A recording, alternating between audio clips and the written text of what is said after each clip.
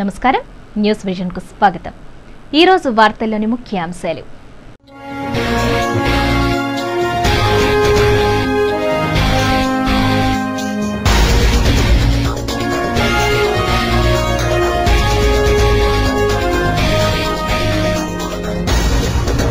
ప్రభుత్వ విద్యా సంస్థలను పటిష్టం చేయాలి, మౌలిక సదుపాయాలపై దృష్టి సారించాలి।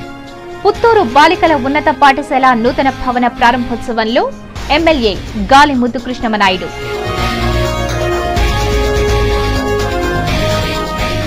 రెండో రోజు విజయవంతమైన బంద్, 5% వ్యాట్ రద్దు చేయకపోతే ఆందోళనలు ఉధృతం చేస్తాం, వస్త్ర వ్యాపారుల హెచ్చరిక।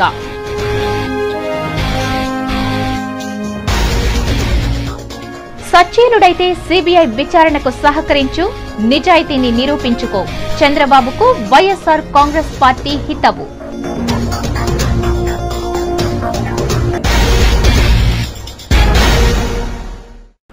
వార్తల్లోని వివరాలు। జిల్లా కేంద్రమైన చిత్తూరు ఉపాధి కల్పన కేంద్రంలో బుధవారం జాబ్ మేళా జరిగింది। ఈ సందర్భంగా సుమారు 200 మంది నిరుద్యోగ అభ్యర్థులకు వివిధ కంపెనీలకు చెందిన అధికారులు ఉద్యోగ అవకాశాలు కల్పించారు। రాజీవ్ యువ కిరణాల్లో భాగంగా నిర్వహించిన జాబ్ మేళాలో అమర్ రాజా బ్యాటరీస్, రిలయన్స్, హెచ్డిఎఫ్సి, ఐసిఐసిఐ, మార్గదర్శి, బిఎస్ఆర్ కంపెనీలు పాల్గొన్నాయి। ఈ సందర్భంగా ఉపాధి కల్పనాధికారి మణి మాట్లాడుతూ డిసెంబర్ చివరికల్లా జిల్లాలో 5302 మందికి ఉద్యోగ అవకాశాలు కల్పించడం జరుగుతుందని మీడియాకు తెలిపారు। జాబ్ మేళాకు నిరుద్యోగ అభ్యర్థులు అధిక శాతం హాజరయ్యారని తెలిపారు। జాబ్ మేళా నిర్వహించడం జరుగుతున్నది। ఇందులో భాగంగా ఎంఎన్సి కంపెనీలు కాకుండా మొత్తం 10 కంపెనీలు పార్టిసిపేట్ అయినాయి। దగ్గర మనకు 300-400 క్యాండిడేట్లు ఇక్కడ ఇంటర్వ్యూకి అపేర్ అవుతున్నారు। సెలక్షన్స్ ప్రాసెస్ ఫేజ్ 1లో ఇంటర్వ్యూలు జరుగుతూ ఉన్నది। ఫేజ్ 1 అయిన తర్వాత సెకండ్ ఫేజ్ మధ్యాహ్నం మీద జరుగుతుంది। ఫేజ్ 2, ఫేజ్ 3 వచ్చేసి కంపెనీలలో వాళ్ళు సెలక్షన్ చేసి ఆఫర్ లెటర్ వాళ్ళకి ఇవ్వడం జరుగుతుంది। ఈ రాజీవ్ యువకరణాలలో భాగంగా ఈ ఇంటర్వ్యూలు మనం నిర్వహిస్తున్నాము। ప్రజల నుంచి మంచి స్పందన ఉన్నది। ఎంప్లాయర్లు కూడా చాలా ఇంట్రెస్ట్గా పార్టిసిపేట్ అవుతున్నారు। ఈ అవకాశాన్ని పిల్లలందరూ కూడా వినియోగించుకోవాలి। ఇలాంటి జాబ్ మేళాలు రెగ్యులర్గా జరుగుతుంది। అందరూ తప్పకుండా ఈ జాబ్ మేళాను వినియోగించుకొని ఉద్యోగాలు పొందాలని కోరుతున్నాను। ఎంతో మంది మహనీయులు వీధి దీపాల కింద చదువుకుని ఉన్నత శిఖరాలను అధిరోహించారని నగర శాసనసభ్యులు గాలి ముద్దుకృష్ణమనాయుడు పేర్కొన్నారు। పుత్తూరు బాలికల ఉన్నత పాఠశాలలో 34 లక్షల రూపాయల వ్యయంతో నిర్మించిన అదనపు గదుల సముదాయాన్ని ఎమ్మెల్యే గాలి ముద్దుకృష్ణమనాయుడు బుధవారం ప్రారంభించారు। ఈ సందర్భంగా ఏర్పాటు చేసిన సమావేశంలో ఎమ్మెల్యే గాలి ముద్దుకృష్ణమనాయుడు మాట్లాడుతూ అబ్దుల్ కలాం కూడా వీధి దీపాల కింద చదువుకొని భారత రాష్ట్రపతి అయ్యారని అన్నారు। విద్యార్థులు మహనీయుల జీవితాలను ఆదర్శంగా తీసుకుని విద్యతో పాటు అన్ని రంగాల్లో రాణించాలని పిలుపునిచ్చారు। కార్పొరేట్ పాఠశాలలకు ధీటుగా ఉపాధ్యాయులు విద్యాబోధన చేసి పిల్లల ఉజ్వల భవిష్యత్తును తీర్చిదిద్దాలని కోరారు। 10వ తరగతిలో 100% ఉత్తీర్ణత సాధించే విధంగా ప్రత్యేక తరగతులు నిర్వహించాలన్నారు। వెనుకబడిన విద్యార్థులపై ప్రత్యేక శ్రద్ధ తీసుకోవాలని కోరారు। ఈరోజు విద్య అని చెప్పేది చాలా ముఖ్యం। విద్యకి టాప్ ప్రయారిటీ ఇవ్వాల్సిన అవసరం ఉంది। ఎందుకంటే జనాభా పెరుగుదలలో ఎవరైతే తెలివైన వాళ్ళు ఫ్యూచర్లో వాళ్ళే బతకగలరు। ఇంతకుముందు బలాన్ని బట్టి బతికే వాళ్ళు ఇప్పుడు తెలివిని బట్టే బతకాలి। ఎన్నో వేల కిలోమీటర్లు అమెరికాకు పోయి అక్కడ పోయి రాణించి ఆ దేశంలో కోట్లు సంపాదించి పేరు తెచ్చుకున్న మహానుభావులు ఎంతో మంది ఉన్నారు। విద్యతోనే వీధి దీపాల కింద చదివిన అబ్దుల్ కలాం గారు భారత రాష్ట్రపతి అయ్యారు। పాఠశాల ప్రధానోపాధ్యాయురాలు సుజాత మాట్లాడుతూ తమ పాఠశాలలో 17 సెక్షన్లు ఉన్నాయని, మరో 2 గదులు అవసరమని అన్నారు।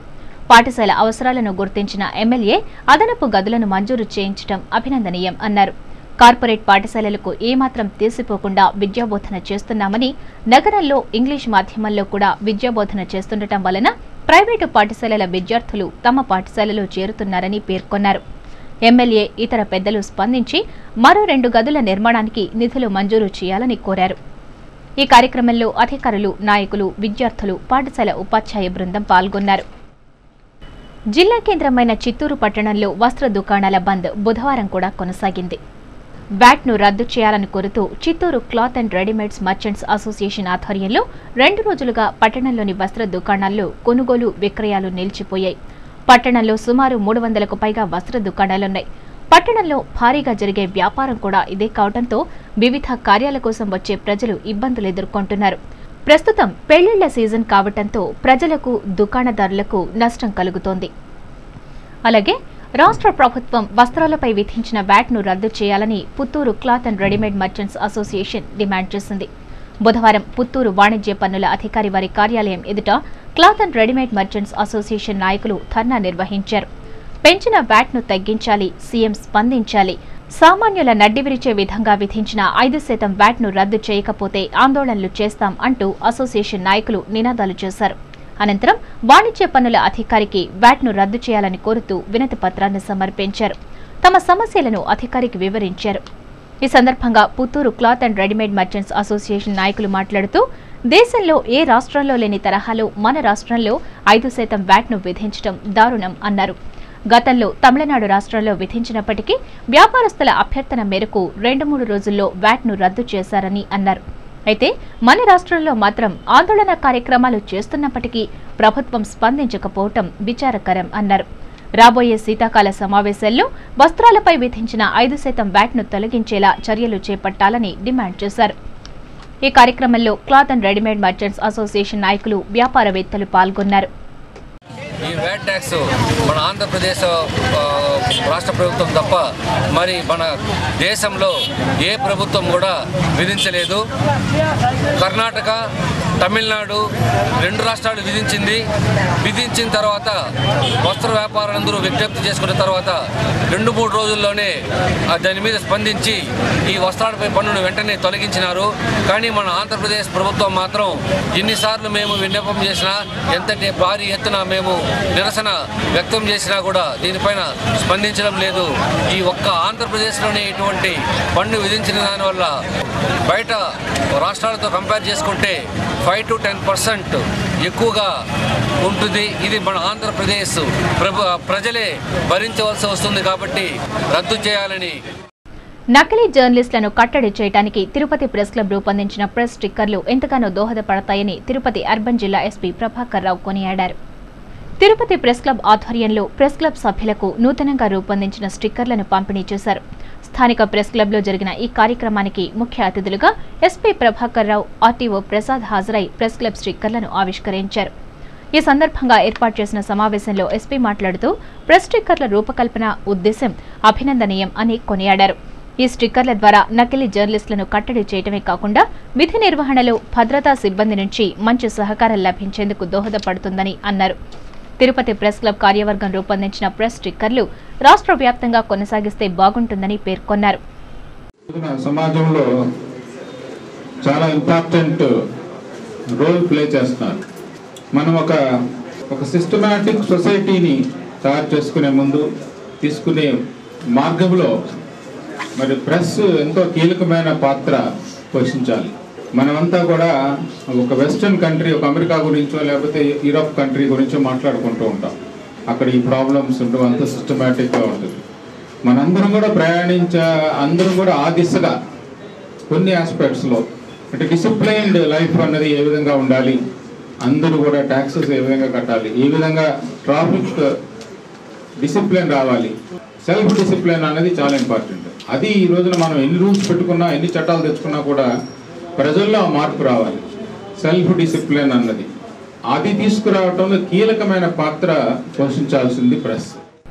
అనంతరం జర్నలిస్టుల వాహనాలకు ఎస్పీ స్టిక్కర్లను అంటించారు.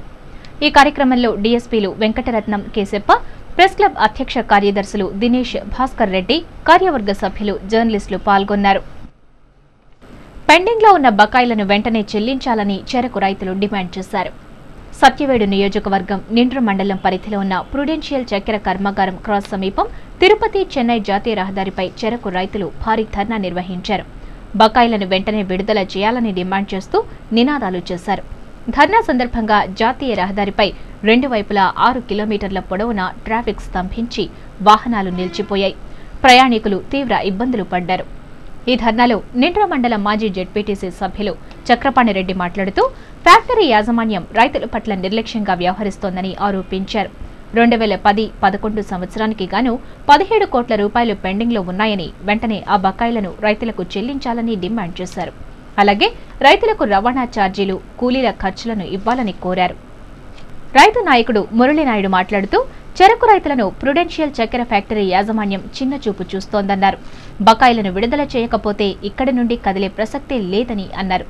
అప్పుల బాధలతో అవస్థలు పడుతున్నప్పటికీ రైతులను ఆదుకోవటంలో ఫ్యాక్టరీ యాజమాన్యం విఫలమైందని ఆరోపించారు. దీనిపై ప్రభుత్వం చొరవ చూపి రైతు సమస్యలను పరిష్కరించాలని విజ్ఞప్తి చేశారు.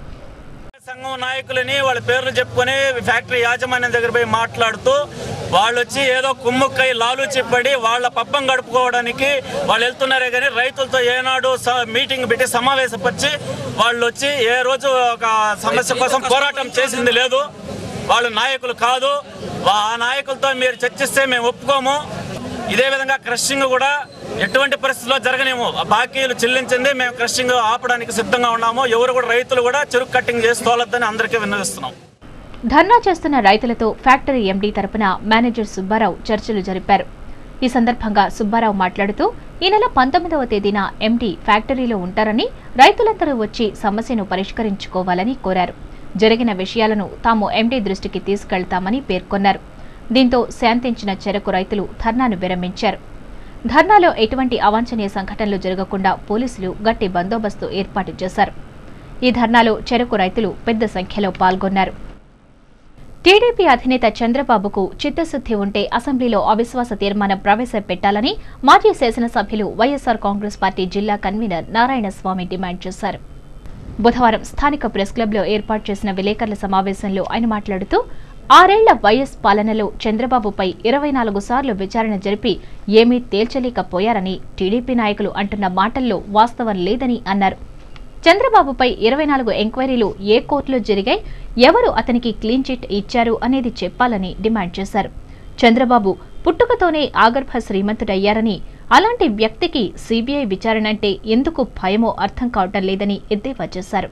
సీబీఐ అంటే కాంగ్రెస్ బ్యూరో ఆఫ్ ఇన్వెస్టిగేషన్ అన్న చంద్రబాబు ప్రస్తుతం సీబీఐని చంద్రబాబు బ్యూరో ఆఫ్ ఇన్వెస్టిగేషన్ గా మార్చేశారని విమర్శించారు. చంద్రబాబుకు చిత్తశుద్ధి ఉంటే సీబీఐకి సహకరించి తన నిజాయితీని నిరూపించుకోవాలని సవాల్ విసిరారు. ఈరోజు కాంగ్రెస్ గాని టీడీపీ గాని ఇద్దరు ఒకటైపోయినారు. వారు ఎంతసేపు జగన్మోహన్ రెడ్డిని అరెస్ట్ చేయండి, జగన్మోహన్ రెడ్డి లోపల పెట్టండి అనే ఆలోచన విధానంతో వాళ్ళు పనిచేస్తున్నారు. కాబట్టి ఈరోజు చంద్రబాబు ప్రతిపక్ష నాయకుడు హోదా కూడా తీసేయాల్సిన పరిస్థితి వచ్చింది. ఎందుకంటే ఓదార్పు యాత్ర ఆయన చేస్తూ ఉంటే ఈయన ఈరోజు కరువు పని యాత్ర చేస్తున్నాడు, ప్రభుత్వాన్ని విమర్శిస్తూ ఉన్నాడు అక్కడక్కడ. మరి నీ చేతిలో ఉంది, నువ్వెందుకు అవిశ్వాస తీర్మానానికి మొగ్గు చూపలేదు? ఈరోజు నువ్వు ఎంతసేపు జగన్మోహన్ రెడ్డి యొక్క చెప్పడం తప్ప కిరణ్ కుమార్ రెడ్డి చెప్పడం చేయటం లేదే. అనంతరం మాజీ శాసనసభ్యులు Chittoor YSR Congress party convener AS Manohar మాట్లాడుతూ వైఎస్ జగన్ పై సీబీఐ ఎలా విచారణ జరిపిందో అంతే వేగంగా చంద్రబాబుపై కూడా విచారణ జరిపి నిజానిజాలను వెలికి తీయాలని అన్నారు. చంద్రబాబు ప్రతిపక్ష పాత్రను మరిచి కాంగ్రెస్ తో కుమ్మక్కై వైఎస్ జగన్ పై సీబీఐచే విచారణ జరిపించారని ఆరోపించారు. చంద్రబాబు సుప్రీంకు వెళ్లకుండా విచారణను ఆహ్వానించి సీబీఐకి సహకరించాలని అన్నారు. విచారణలో చంద్రబాబు సచ్చీలుడై మరింత ప్రజాదరణ పొందాలని వ్యంగ్యంగా అన్నారు. ఈ విలేకరుల సమావేశంలో వైఎస్ఆర్ కాంగ్రెస్ పార్టీ నాయకులు చివిరెడ్డి భాస్కర్ రెడ్డి, చిన్నా యాదవ్, చంద్రశేఖర్, కరుణాకర్ రెడ్డి, ఆదిమూలం, యుగంధర్ పాల్గొన్నారు. వైఎస్ విజయమ్మ పుత్రవాత్సల్యంతో తనయుడు చేసిన తప్పులను కప్పిపుచ్చడానికి చంద్రబాబుపై సీబీఐ విచారణ జరిపించాలని కోరడం ఆమె రాజకీయ అజ్ఞానానికి నిదర్శనమని టీడీపీ జిల్లా తెలుగు యువత అధికార ప్రతినిధి సురేంద్రనాయుడు ఆగ్రహం వ్యక్తం చేశారు. బుధవారం స్థానిక ప్రెస్ క్లబ్లో ఏర్పాటు చేసిన విలేకరుల సమావేశంలో ఆయన మాట్లాడుతూ దివంగత ముఖ్యమంత్రి డాక్టర్ వైఎస్ రాజశేఖర రెడ్డి అధికారంలో ఉన్నప్పుడు చంద్రబాబుపై 24 ఎంక్వైరీలు వేసి ఏమీ తేల్చలేకపోయారని గుర్తు చేశారు. చంద్రబాబుపై వైఎస్ విజయమ్మ వేసిన పిటిషన్ను హైకోర్టు ఆదేశాలను తాము స్వాగతిస్తున్నామన్నారు. హైకోర్టు ఆదేశాలను జగన్ ధిక్కరిస్తూ సుప్రీంకోర్టును ఆశ్రయించి భంగపడ్డారని, ఆ తరువాత తెలుగువారి ఆత్మగౌరవాన్ని సోనియా కాళ్ల ముందు పెట్టి కాంగ్రెస్తో లాలుచీపడి జైలుకు పోకుండా తప్పించుకున్న జగన్కు చంద్రబాబును విమర్శించే హక్కు లేదన్నారు.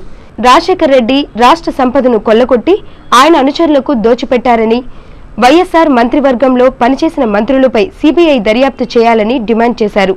వోక్స్ వెగన్ కార్ల కంపెనీ ఆంధ్రప్రదేశ్కు రాకుండా ముడుపులకు ఆశపడి కంపెనీని గుజరాత్కు పంపించిన బోర్సా సత్యనారాయణకు అధిష్టానం పీసీసీ అధ్యక్ష పదవిని బోనస్గా ఇచ్చిన ఘనత కాంగ్రెస్కే దక్కిందని ఎద్దేవా చేశారు. ఈ విలేకరుల సమావేశంలో టీడీపీ నాయకులు శంకర్ నారాయణ, లోకేష్, ఆదినారాయణ, మురళీకృష్ణ తదితరులు పాల్గొన్నారు. ఎంతసేపు మీరు సీఎం అయిపోవాలని ప్రయత్నం చేస్తున్నారు తప్పించి రాష్ట్రంలో ప్రజలు ఏమి కష్టాలు పడుతున్నారు, ఈ రైతుల పరిస్థితి ఏమి అని చెప్పి మీరు తెలుసుకోవడం. ఈరోజు మేము డిమాండ్ చేసేది వైఎస్ రాజశేఖర రెడ్డి గారి పాలనలో ఎవరెవరైతే మినిస్టర్లుగా ఉన్నారో వాళ్ళందరి మీద సిబిఐ ఎంక్వైరీ చేస్తేనే వైఎస్ రాజశేఖర రెడ్డి గారి ప్రభుత్వంలో జగన్మోహన్ రెడ్డి గారికి అయితేనేమి ఈరోజు కాంగ్రెస్ పార్టీలో ఉండేటువంటి ప్రతి ఒక్క సామాన్య కార్యకర్త కోట్లకు పడిగెత్తున్నారు. ఎక్కడి నుండి సంపాదించారు?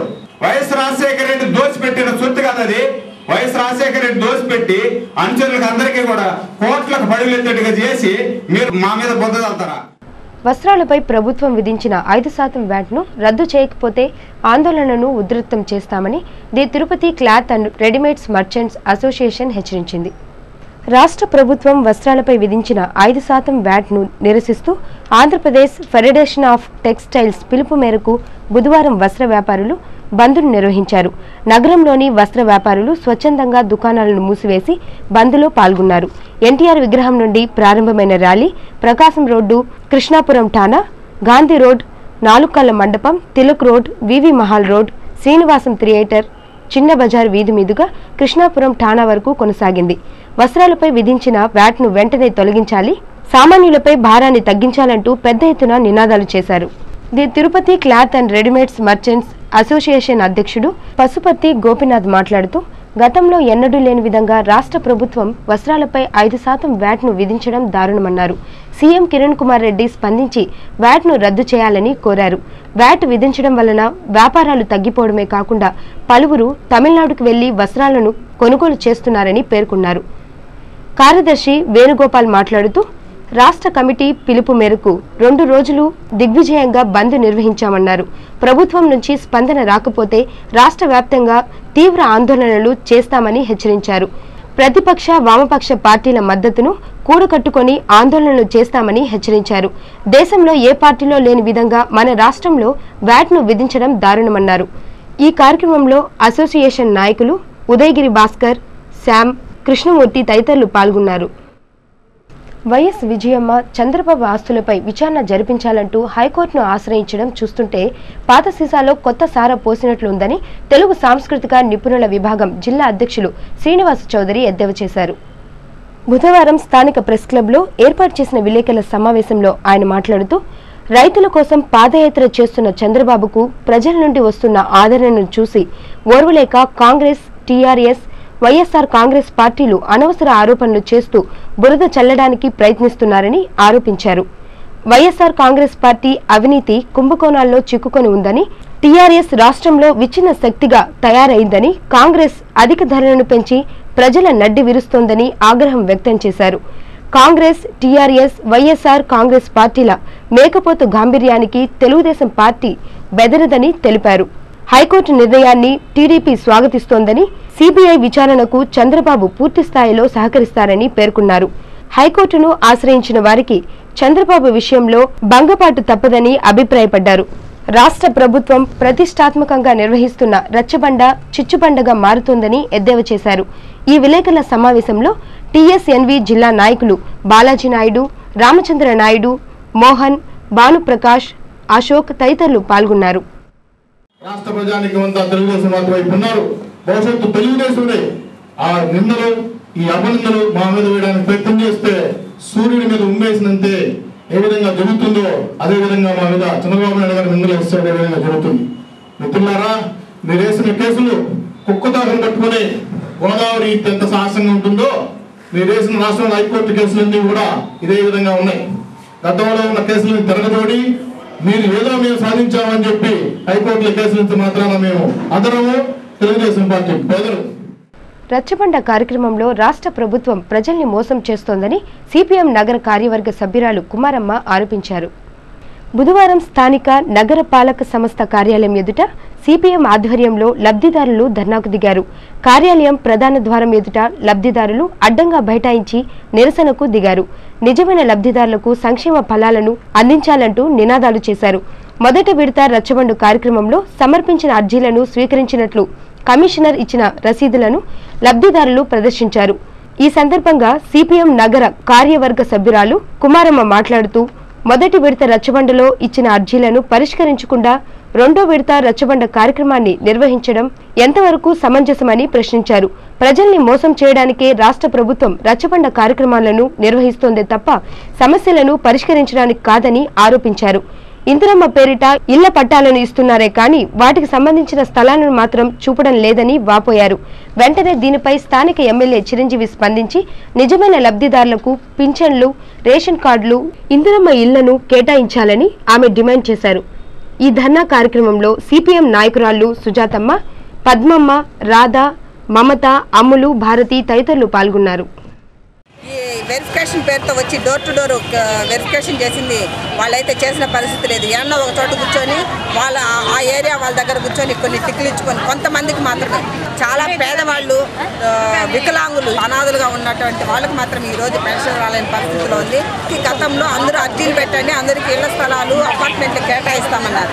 ఈరోజు ఇళ్ల స్థలాలు అన్న విషయాన్ని మాత్రం ఎక్కడ ప్రస్తావించిన పరిస్థితి లేదు. నేను చిరంజీవి గారు చెప్పారు, ఆడ స్థలం ఉంది, ఈడ స్థలం ఉంది, అంతా కబ్జా చేశారని చెప్పేసి.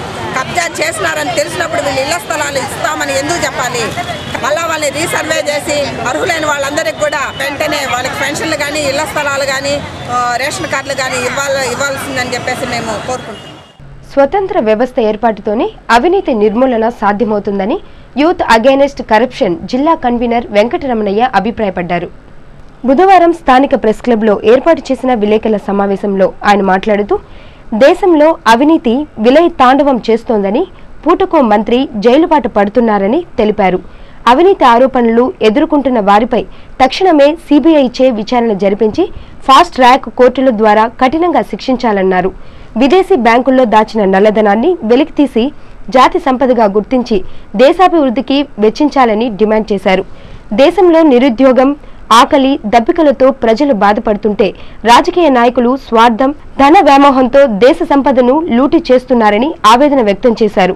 అవినీతిని వ్యతిరేకించిన వారిపై యూపీఏ ప్రభుత్వం దాడి చేయడం ఆనవాయితీగా మారిందని ఆరోపించారు. అవినీతిపై ప్రజల్ని చైతన్యవంతుల్ని చేయడానికి వైఏసీ ఆధ్వర్యంలో ఈ నెల 18న మదనపల్లి నుండి 22వ తేదీ వరకు జిల్లాలో అవినీతికి వ్యతిరేకంగా యువ చైతన్య రథయాత్రను నిర్వహిస్తున్నట్లు తెలిపారు. 5 రోజుల పాటు జరిగే చైతన్య రథయాత్రను ప్రజలు జయప్రదం చేయాలని పిలుపునిచ్చారు. అనంతరం చైతన్య రథయాత్రకు సంబంధించిన పోస్టర్లను వారు ఆవిష్కరించారు. ఈ విలేకరుల సమావేశంలో వైఏసీ నాయకులు రఘు, విష్ణు, గోపి, నవీన్ పాల్గొన్నారు. అవినీతి గురించి ప్రజల్లోకి పూర్తిగా తీసుకోవాలి. ముఖ్యంగా విద్యార్థుల్ని, అదేవిధంగా యువకుల్ని అందరినీ భాగస్వామ్యం చేయాలి అనేటువంటి ఉద్దేశంతో యూత్ అగైనెస్ట్ కరప్షన్ అనేటువంటి ఒక సంస్థ మనకి మే 12న చేసి ఢిల్లీలో ఏర్పాటు అవడం అనేది జరిగింది. అదేవిధంగా లక్షలాది కోట్లు ఈరోజు నల్లధనము విదేశ బ్యాంకుల్లో వచ్చేసి ఉంది. కానీ యూపీఏ గవర్నమెంట్ ఏ విధంగా కూడా దీని మీద చొరవ తీసుకోవట్లేదు. కాబట్టి గవర్నమెంట్ మీద ఒత్తిడి తీసుకొచ్చి లక్షలాది కోట్లు ఏదైతే ఈ బ్లాక్ మనీ ఉందో దాన్ని ఇండియాకి తీసుకురావాలనేటువంటిది, ఇక్కడ ఉండేటువంటి అవినీతిని రూపమాపేదానికి ఒక స్వతంత్ర వ్యవస్థని ఏర్పాటు చేయాల్సినటువంటి అవసరం ఉంది. ఈ విధంగా వచ్చేసి ఒక 14 డిమాండ్లని ప్రజల్లోకి తీసుకుపోతుంది వైఏసీ. తీసుకోపోయి వాళ్ళ చైతన్యవంతంగా చేసి ఎక్కడికక్కడ ప్రశ్నించేటువంటి గుణాన్ని నేర్పటము అనేది ముఖ్యమైనటువంటి విషయం అన్నమాట. ఇక్కడ తమ న్యాయమైన సమస్యలు వెంటనే పరిష్కరించాలని కోరుతూ 104 ఉద్యోగులు చేపట్టిన రిలే నిరాహార దీక్షలు బుధవారానికి 8వ రోజుకు చేరుకున్నాయి. చిత్తూరు ప్రభుత్వాసుపత్రి ఆవరణలో 104 వాహనాలను నిలిపివేసి ఉద్యోగులు ప్రభుత్వం తమ సమస్యలను పరిష్కరించాలని కోరారు. 3 నెలలుగా జీతాలు చెల్లించటం లేదని, గ్రామాల్లోని రోగులకు సరిపడా మందులు ఇవ్వటం లేదని అన్నారు. ఎంతో మంది పేదలకు గ్రామాల్లోకి వెళ్లి సేవలు అందిస్తున్న తమకు కనీసం ఉద్యోగ భద్రత లేదని, ఫుడ్ అలవెన్స్ కూడా చెల్లించటం లేదని అన్నారు. దీంతో వాహనాలు నిలిపివేయాల్సి వచ్చిందని తెలిపారు. ఈ విషయమై తమ నాయకులు ప్రభుత్వంతో సంప్రదింపులు చేపడుతున్నారని, ప్రభుత్వం సానుకూలంగా స్పందించాలని డిమాండ్ చేశారు. ఈ కార్యక్రమంలో నాయకులు తేజోవతి, ధనలక్ష్మి, భానుప్రకాష్, చక్రపాణి, శిరీష్, ప్రభాకర్, గౌరీ తదితరులు పాల్గొన్నారు. 3 months అయింది సార్, ఇంతవరకు శాలరీస్ ఇవ్వలేదు. 2010 డిసెంబరు, 2011 జనవరి, ఫిబ్రవరి ఫుడ్ అలవెన్స్ ఇంతవరకు అందలేదు సార్ మాకు. నెక్స్ట్ జీవో స్టేట్ వైడ్ సమ్మె జరుగుతుంది భాగంగా ఇందులో చిత్తూరులో కానీ మేము 8వ రోజు సమ్మె చేపట్టినాము. కాబట్టి జీవో నెంబర్ 3 ప్రకారం శాలరీస్ మేమే అంటే యథావిధిగా 28 days డ్యూటీ చేయలేము. కాబట్టి దాని ప్రకారంగా 1:1.5 రేషియో ఉండాల ఉద్యోగస్తులందరూ అని కోరుకుంటా ఉన్నాం సార్. ఎక్సైజ్ శాఖ రాష్ట్ర కమిషనర్ ఆదేశాలు చిత్తూరు జిల్లాలో అమలు కావటం లేదు. ఇటీవల రాష్ట్ర ఎక్సైజ్ కమిషనర్ మద్యం షాపుల్లో ఎంఆర్పీ ధరలకే విక్రయాలు చేపట్టాలని అధికారులకు ఆదేశాలు జారీ చేసినా ఆ దాఖలాలు ఏ ప్రాంతంలోనూ కనిపించటం లేదు. అలాగే గ్రామాన బెల్ట్ షాపులు పుట్టగొడుగుల్లా ఉన్న ఎక్సైజ్ అధికారులు మామూళ్ల మత్తు నుండి తేరుకోలేదు. లక్షలు వెచ్చించి మద్యం టెండర్లు చేజెక్కించుకున్న షాపు యజమానులు ఎంఆర్పీ ధరలకు విక్రయిస్తే తీవ్ర నష్టాలు వస్తాయని అంటున్నారు. ప్రస్తుతం అన్ని మద్యం షాపులు సిండికేట్ అయి ధరలు నిర్ణయించి విక్రయిస్తున్నా నష్టాలు తప్పటం లేదని అంటున్నారు. బెల్ట్ షాపుల పుణ్యమా అని నష్టాలు పూడ్చుకు వస్తున్నామని, అయితే ప్రస్తుతం ఎక్సైజ్ శాఖ ఆదేశాలు తమకు గుదిబండగా మారాయని అంటున్నారు. కర్ణాటక, తమిళనాడు రాష్ట్రాల నుండి నకిలీ మద్యం, స్పిరిట్తో నకిలీ మద్యం వంటి వాటివి తయారు చేసి లాభాలు ఆర్జిస్తున్న మద్యం షాపుల యజమానుల పట్ల ఎక్సైజ్ శాఖ కఠిన చర్యలు తీసుకోవాల్సి ఉందని అంటున్నారు. వార్తలు ముగించే ముందు ముఖ్యాంశాలు మరోసారి.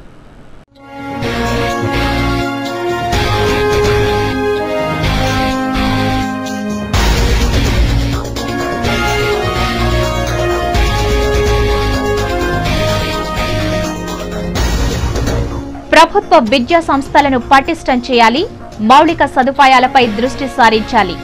పుత్తూరు బాలికల ఉన్నత పాఠశాల నూతన భవన ప్రారంభోత్సవంలో ఎమ్మెల్యే గాలి ముద్దుకృష్ణమనాయుడు.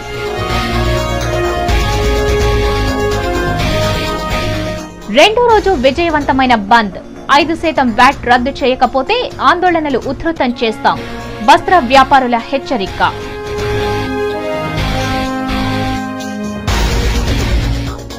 సచ్చీలుడైతే సిబిఐ విచారణకు సహకరించు, నిజాయితీని నిరూపించుకో, చంద్రబాబుకు వైఎస్ఆర్ కాంగ్రెస్ పార్టీ హితవు.